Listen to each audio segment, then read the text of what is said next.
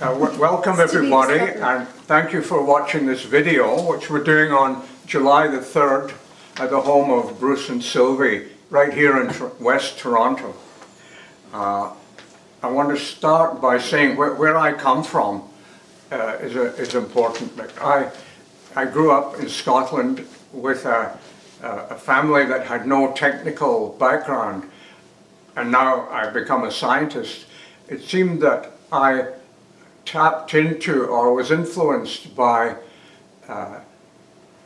interests that were not from my family. For example, at 10 years of age, I suddenly discovered in the public library a book on electricity, on the vacuum tube. So I was intrigued by the vacuum tube, the vacuum tube amplifier that early radios are based on. It's an amplifier, and it's based on an emitting cathode that releases electrons that travel through space to their destination, which is the anode, and it's at a high voltage.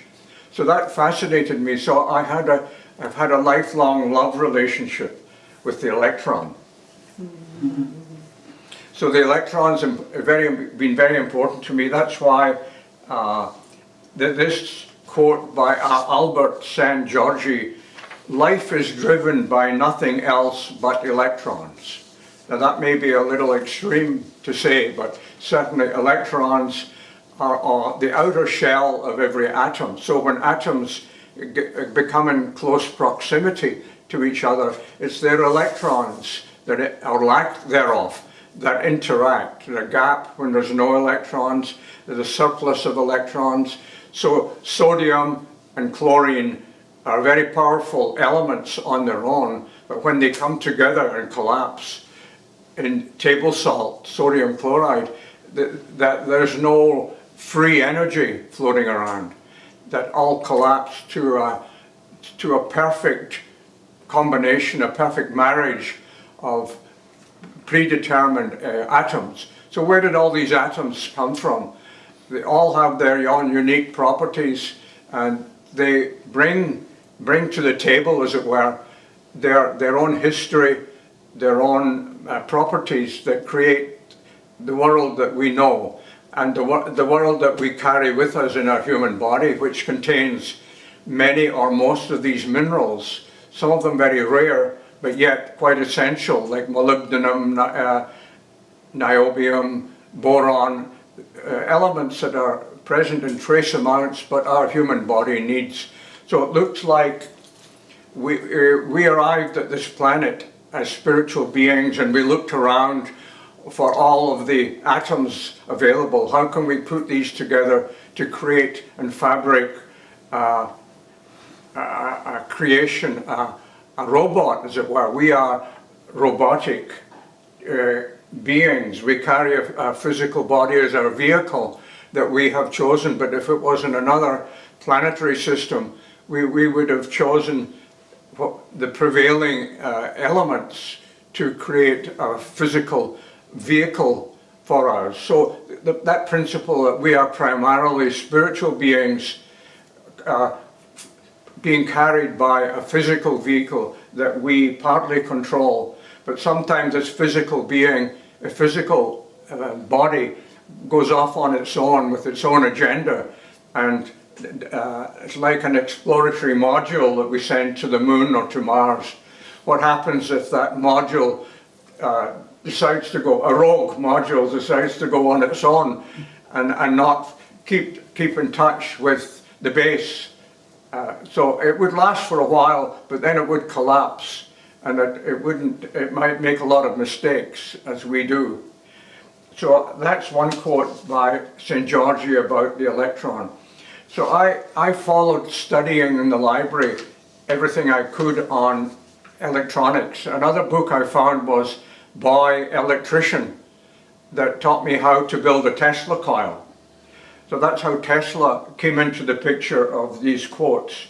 Here's the quote by Tesla. "If you want to find the secret of the universe, think in terms of energy, frequency, and vibration." And that was Nikola Tesla.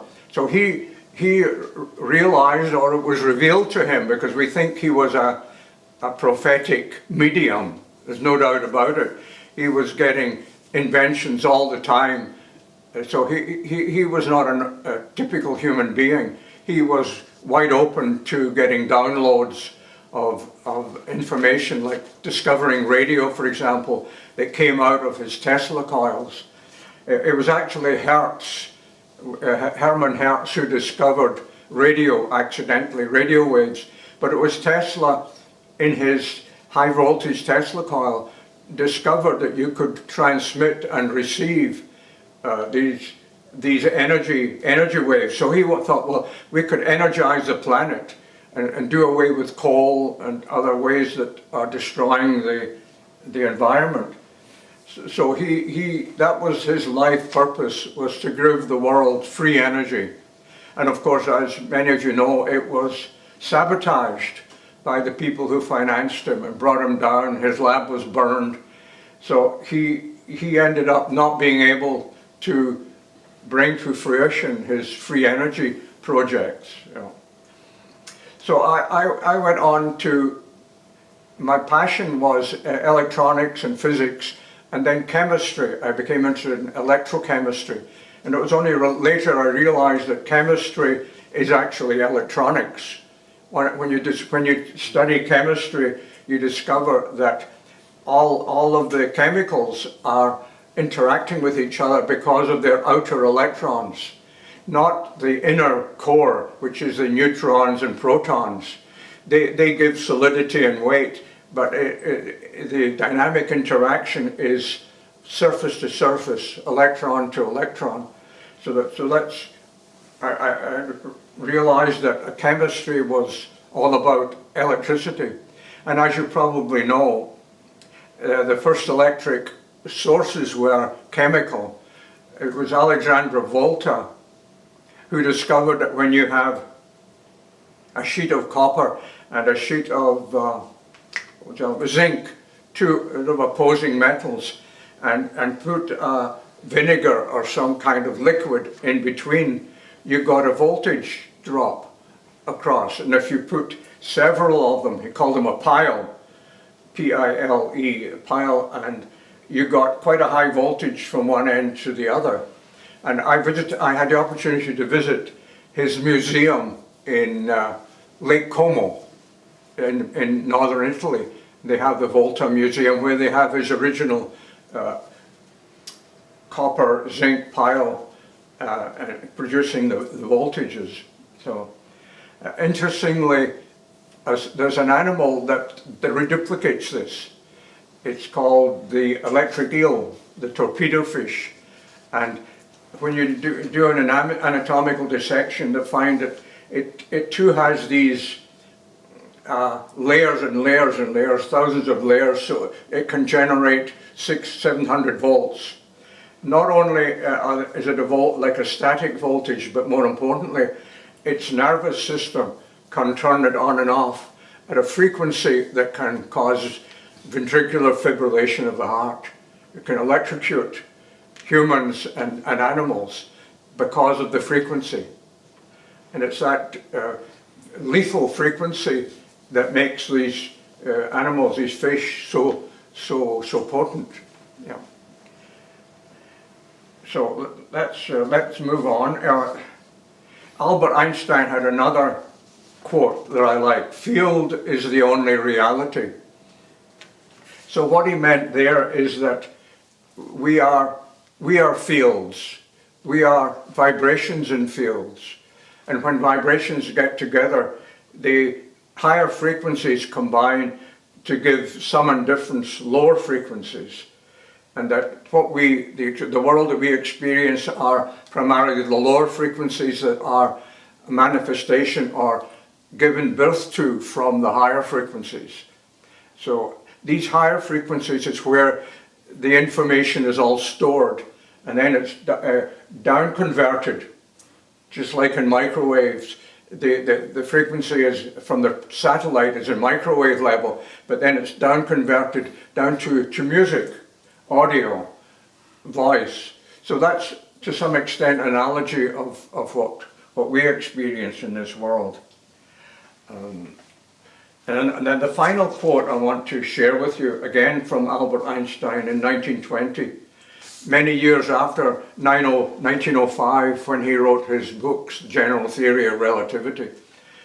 He had changed, originally he denounced the ether. He was an anti-Etherian, as was prevailing at that time, but later in life he came to realize there has to be a medium through which light is passing, and through which light is forcing its way through this viscous substance called ether. So why does light move so slowly? Why does it take so long for light to get from a distant, millions of years to get from a distant galaxy? So that the light we see left there millions of years ago, the galaxy may not exist anymore. And that's what we see. So he came to realize, yes, there is an ether. So according to him, he says, according to the general theory of relativity, space without ether is unthinkable, for in such space there would be no propagation of light. So we know that light does not travel instantaneously, and it's all about context. In our context, light seems to travel very fast or instantaneously, but at astronomical levels, it's extremely slow. And even to travel to another planet, travel to the moon physically, is extremely slow. So that brings up questions that we can address at some future time. How do the extraterrestrials travel here, back and forward? Are they traveling in a dimension that's beyond time and space? Possibly, probably. So my history continued on. I was sent to a Catholic school run by Jesuit priests, and after 10 years there, I thought I might want to become a priest. I was not allowed to study science because my maths wasn't good enough. I had failed all the maths subjects, so I had to study Latin and Greek and French instead of what I loved. My true love was science. So at the end of all of that, I came to a point where I had to decide, do I go to university to, say, medical school, or do I want to become a priest? So at that important point, somebody showed me the inaugural copy of Playboy magazine. And when I opened the centerfold, it changed my life. Marilyn Monroe and what's his name, the author, who brought out Playboy? I keep forgetting. Hugh Hefner. So when I become Pope, I'll make them saints, Saint Hugh, because of the gifts that they gave me. So I realized I was not cut out to be a priest. So I managed to get into medical school. I had enough credentials. I studied the maths, got extra tuition, and managed to pass all, the Greek, the Latin, the French, the English, and the maths, and got admission to medical school. So that transformed. I had to leave all the Latin and Greek and French stuff behind and start studying. Not what I loved, because at first year medical school, yes, they had physics and chemistry, which I did very well in because of my passion, and I'd done my own private study on chemistry and physics, so I did well. And the other subject was zoology and anthropology. So, and we had to dissect fish and rats and other animals, so I didn't like that course very much. So I had difficulty with the zoology and biology courses. Yeah. But the other subject I did well in first year medical school was botany. I related well to the botany class, and studying herbs. I found that quite fascinating. How herbs, it intrigued me how plants knew what molecules to produce. Molecules that defied science. Our scientists couldn't decipher what these intricate molecules were of all the plants. And how did they know to produce digitalis or salicylic acid for aspirin. Where did that information and knowledge come to these plants that they could produce these molecules? Every plant has unique molecules, therapeutic or psychedelic or whatever. But this is still an amazing, awesome feat that this information is being channeled through to these living organisms, so that we are not the only channelers around. Plants are channeling all the time. And I believe it's through the electron. It has to be, because that's where the energy interactions causing sodium and chloride to come together in unique ways. So I think the electron is a white hole. That's what has been told us. The opposite, a black hole sucks everything in. A white hole gives it back with added energy and information. So I think that's the secret of chemistry and biology, is the white hole of the electrons. So after I got through medical school, I was particularly interested in physiology, is like applied physics to the human body. So I became interested in anatomy and physiology. I liked because they dealt with normal human phenomena. Physiology is the normal healthy function of the human body. So I had this positive attitude, so that when I had to go on and study in the fourth year pathology and watch so many dissections, in the morgue, that I found very upsetting and very negative and depressing, going to anatomy classes. So, and as the medical curriculum proceeded, it's more and more pathology. Every subject was all about pathology. If it was obstetrics, gynecology, dermatology, cardiology, neurology, it was all about pathology. So I became less and less interested. So I eventually did graduate, and then I interned for a year. I had to do medical interning and then surgical interning. In my surgical interning, I chose a hospital that was right on the banks of Loch Lomond in Scotland, outside of Glasgow, an hour's drive outside of Glasgow. Instead of getting one of the prestigious hospitals, I chose this one on the banks of Bonnie Loch Lomond, where I had been water skiing. I ran a water ski school on Loch Lomond all the time through as a medical student. So I ran the Glasgow University Water Ski Club. So I was in my heaven there with water. Every time I was off duty, I would take a few nurses with me, and we'd go water skiing and picnic on some remote island. So I had a lot of fun as an intern. But at that time, I didn't know, where do I move from here with my passion of physics and science?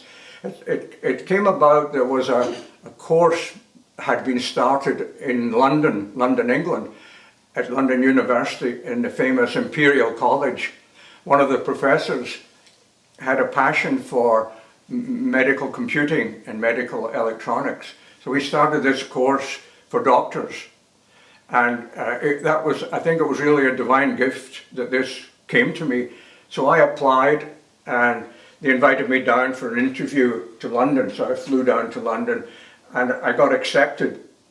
So it was one of the most amazing, awesome transformations in my life. I left medicine behind and did this course at the electrical engineering department on medical electronics, like hospital physics, instrumentation in hospitals. So that was my passion. So I learned how to use an oscilloscope for the first time, a signal generator, frequency analysis, plus all the mathematics that went along with that, plus enjoying the social life of London, because that year it was George Bernard Shaw year in London. So they had every play of George Bernard Shaw's, all over the theatres. So I went to most of them in the evening.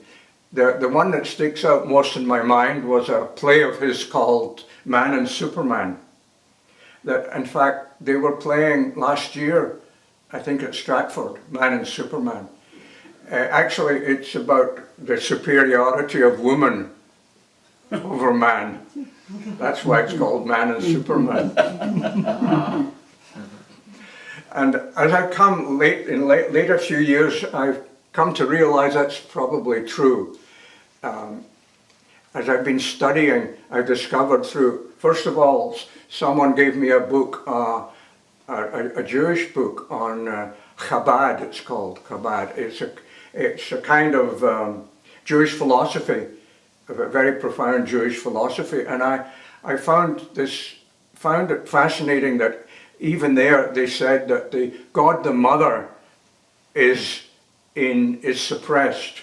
The word they used was in exile, and they have a name for God the Mother, as I discovered. Shekinah? Most Jews have never heard of it. If I say to them, do you know about Shekinah? They don't know what Shekinah, they say, oh, it's the grace of God. But they're thinking of Yahweh, the male God. Yeah. So they don't realize that Shekinah is the female aspect of God. It's like God the Mother, who's been suppressed. And even in the book it says Shekinah is in exile. So, and I've been reading on other areas too, the importance of God the Mother. It's become quite an important aspect in my life now. Why are we motherless children? There's a famous song the Negroes have. They recognize they are motherless children. I don't know if you know that song. Yeah. I was born motherless child. Like a motherless child.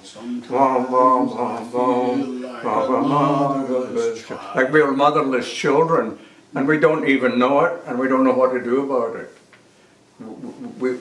In society, humanity has been around for many thousands of years without a mother.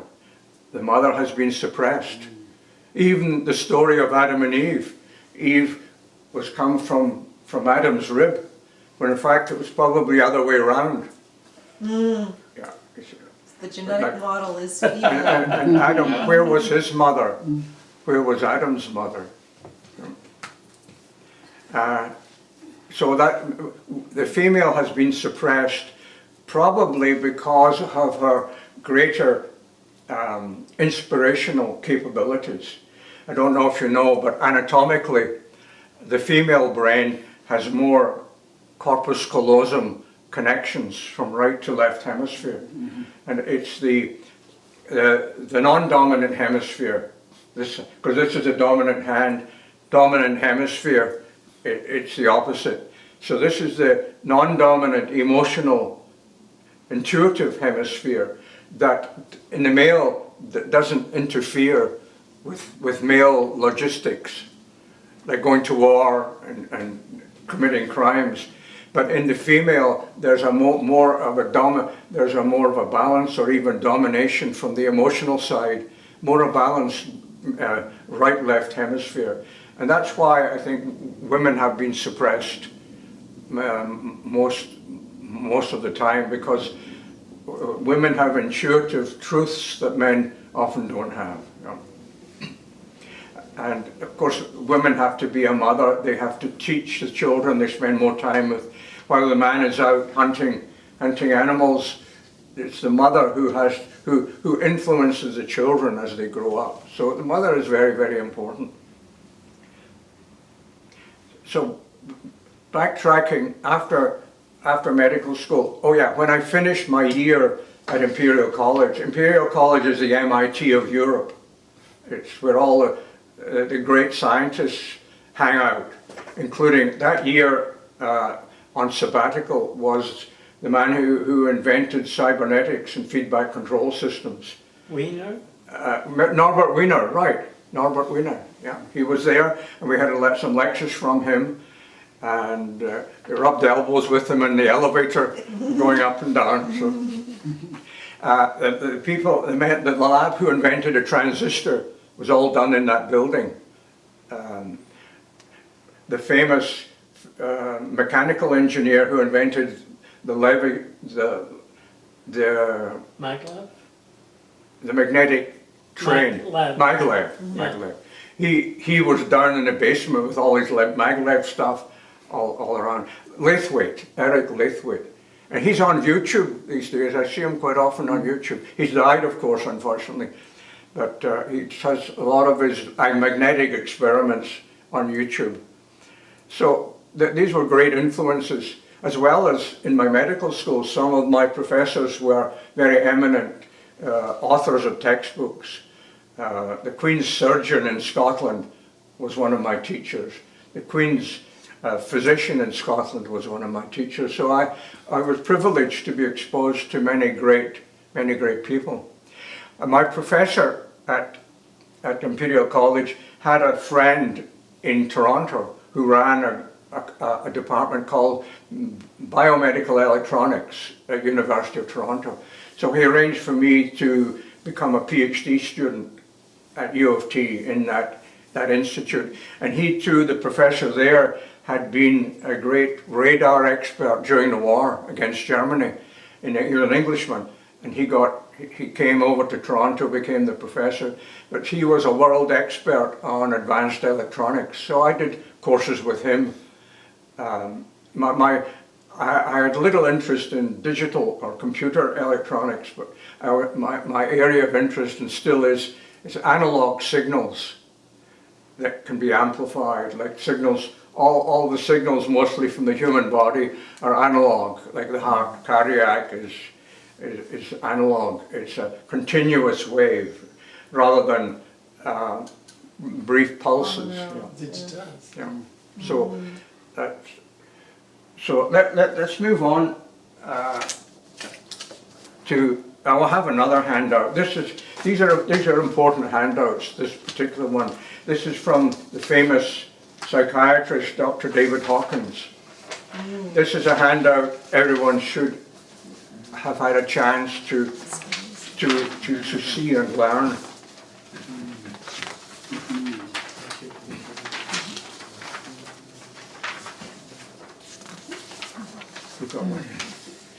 Now, David Hawkins and his wife Susan, they worked together. And he had developed a technique that's called muscle testing.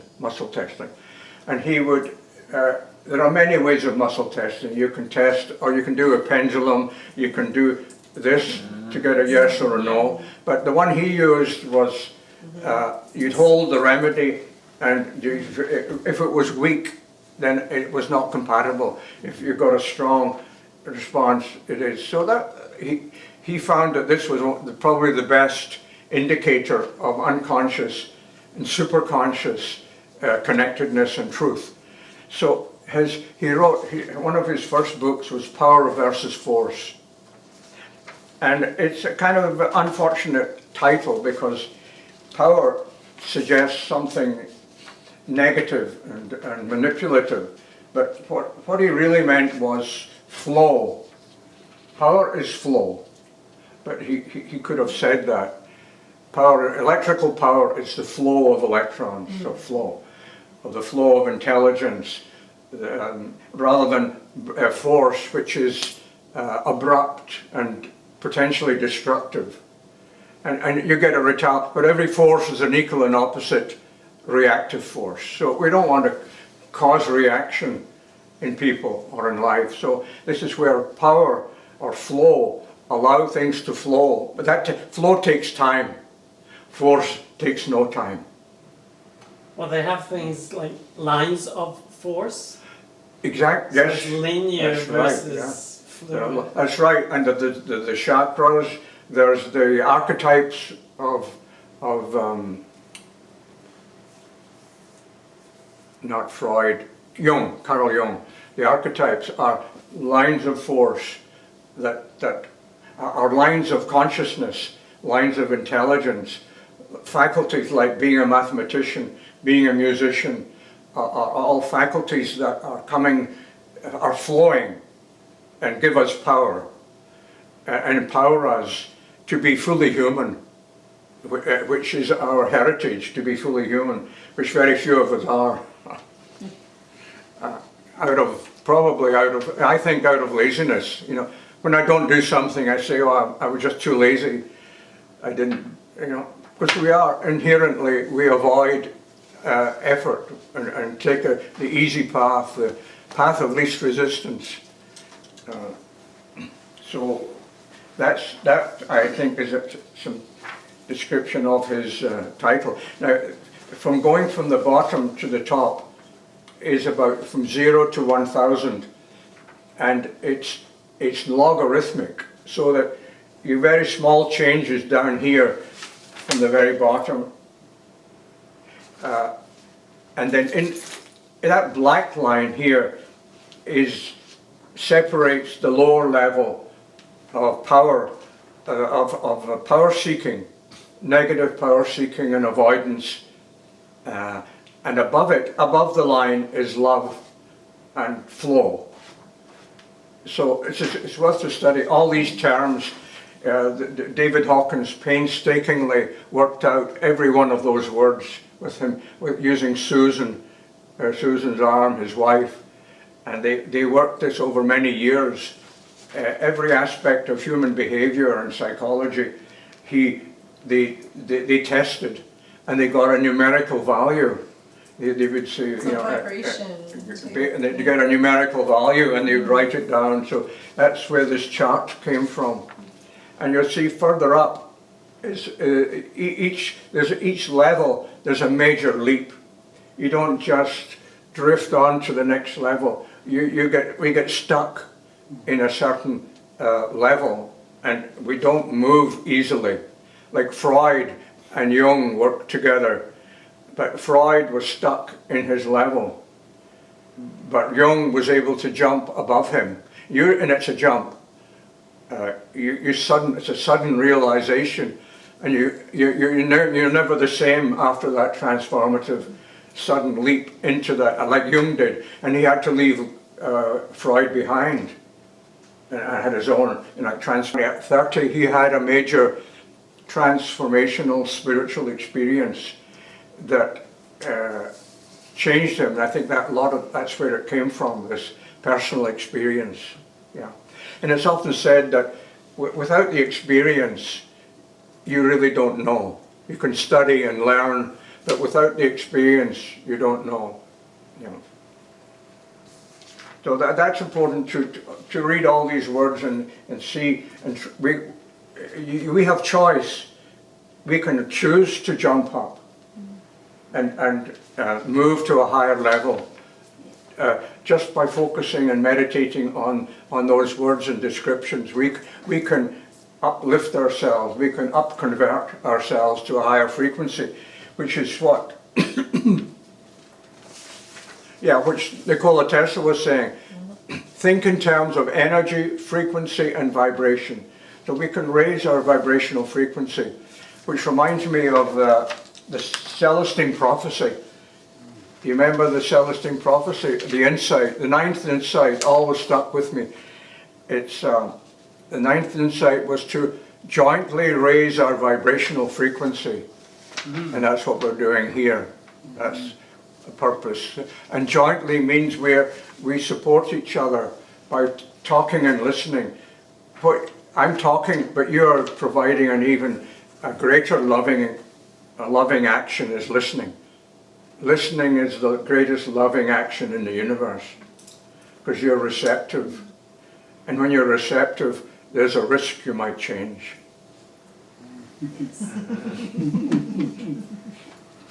And the final handout I want to give you is... This reminds me of one of the women we got, Nyla, and I'm sure other people the information, and it's not just her, it's they've actually gotten the vibration, like different hertzes or whatever of all these, and different vibrations for each state of being, and saying which ones are in the fifth dimension in terms of vibration. Well, I liken it to an orchestra of vibrations. Like when you listen, you don't want to listen to one single instrument all the time. You go to hear the orchestra, and it takes it to another dimension, a much higher dimension, not just them all playing together. That would be a cacophony of ugliness. But when they are synergistic, and they are influenced by a similar source, and we call that a concerto or a symphony. Yeah. Because there's order hidden, there's implicate order, which reminds me, implicate order is the title of a book by another of my professors at that time. He was an American who fled America because of the communist purges, and he became a professor in one of the universities in London. Don't remember his name. The author of Implicate Order. Is he the biologist? He was a physicist. Oh. And he could see that there's order hidden in full view, that we don't see because we are blind to what's right in front of us. So he called it implicate order. Anyway, let's look at this. This is from the work of Professor Tiller, who's another physicist from Berkeley, down in California University. And he developed this interest in superconsciousness and metaphysics. He realized that there was physics beyond physics. And this is it. So he's written quite a few books, done laboratory experiments demonstrating how a group of people can focus and change the temperature of a liquid, or can change the electrical conductivity of a liquid, or change the pH. Those are the three parameters that they worked on. And not only could they make it go lower, but they could make it go up, make it go down, it could go up. There's an interaction between human intention, consciousness, and physical reality. So that intrigued him. So he came up with all of these. These are the major dimensions that we should know about, and it's helpful. It's approximate. This is not perfect, but it's a good explanation of down here the physical body, and then embedded in our physical body and outside of it is the etheric body, which is what acupuncture works on, and then the astral body. The astral body is like a space that carries a lot of disease tendencies or miasms. They tend to reside in the astral or in the etheric body, so that a lot of spiritual healing is directed towards those two areas, the etheric and the astral. And M1, M2 and M3 are the most important ones. M meaning mental. Mental meaning that we have conscious thought control. You know, the power of thought. You know, the famous book, Think and Grow Rich. It doesn't say, the book wasn't work hard and grow rich. It said think and grow rich, as if that's all you have to do is think. And that's true. It seems to be true. It defies logic. So thinking, your low-level thinking is M1. And many people are at low-level survival thinking. Just like in David Hawkins' handout, below the line is survival thinking. So it's M1. Right. And that's where these two handouts coincide. So you don't want to be caught. It's easy to get caught. People who come to us for treatment or therapy are mostly all caught with negative thinking. One of my teachers, Albert Ellis, called it stinking thinking. Albert Ellis wrote, he was quite an eminent psychologist. I had an opportunity to do a workshop with him here in Toronto. And then if you move up to M2, so this would be equivalent to, M2 is the middle kind of thinking. Smart, but not very inspired.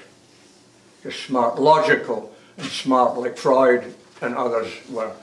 Then, but we have the choice to jump up to this higher level here, M3, the third mental plane, because when we get up here, then we can occasionally jump up to the spiritual plane, which is the S.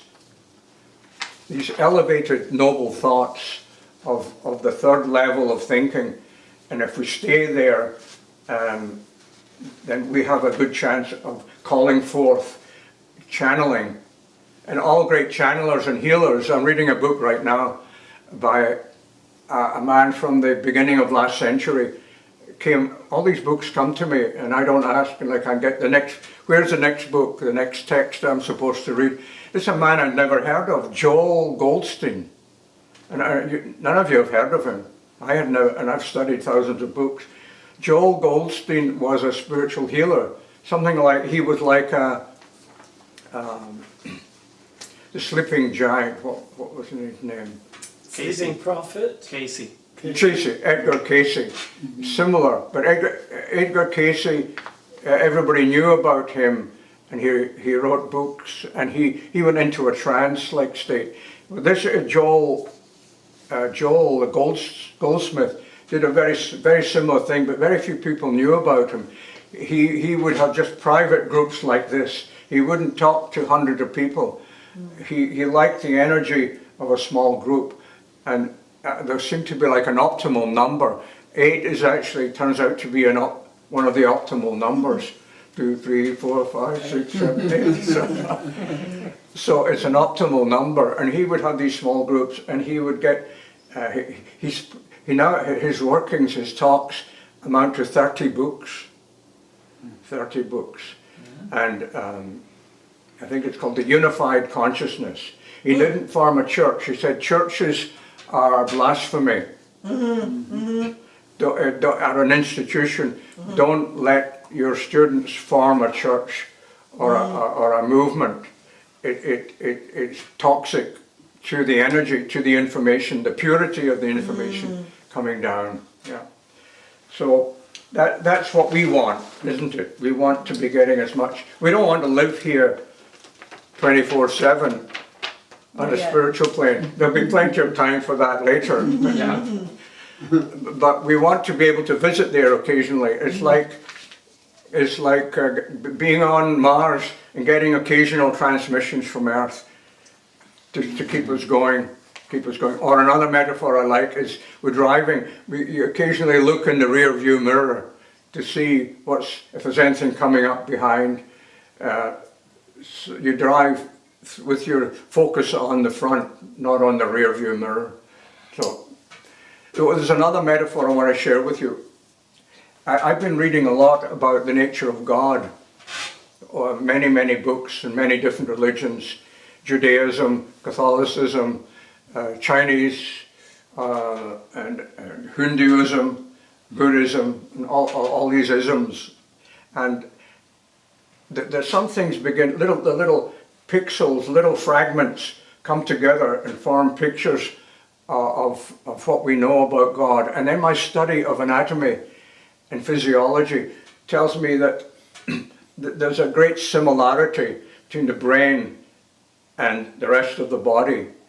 Like my big toe or my finger has a unique identity, but it's feeding signals and back to the brain, and it's nourishing the brain. If I lost an arm, the brain would suffer from the loss of those signals, proprioceptive signals that go back. They're called afferent. They go back to the brain. Or if you become blind, that part of the brain disintegrates. The brain needs the signals to be fed to keep it active and strong. That's why experience is so important. We're here to experience. And the brain experiences everything through us. The taste buds feed the brain. The music feeds the brain.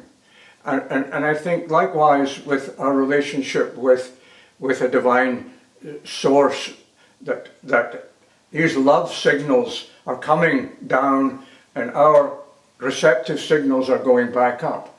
So there's a loop, continual loop, going round and round and round. We all need each other, and it's not that we're separate, it's we're all part of this body. Like this finger is part of my body. If you touch that finger, you're touching me. You're not touching the finger. If I took the finger off, you could touch the finger, but it wouldn't be touching me. There's a connectedness at many, many levels that we have to respect and be aware of. Yeah. So that's my divine metaphor for today. So I want to thank you all for watching, and please feel to disseminate this tape and make it go viral. Cool. Thank you, John. Thank you, John. Thank you.